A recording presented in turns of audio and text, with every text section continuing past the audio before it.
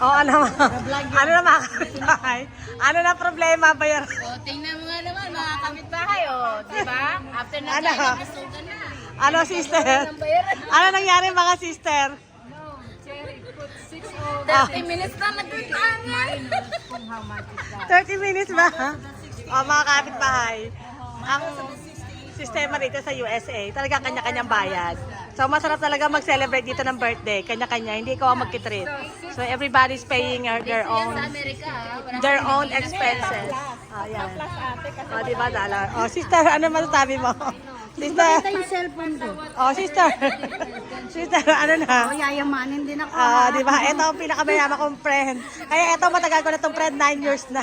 Hindi ko talaga nilalayuan. Kasi ito yung pinakamayama ko eh.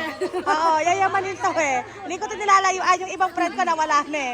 Siya talaga, naka-stay talaga siya. Kasi yayamanin niya, hindi naman ako. Yayamanin.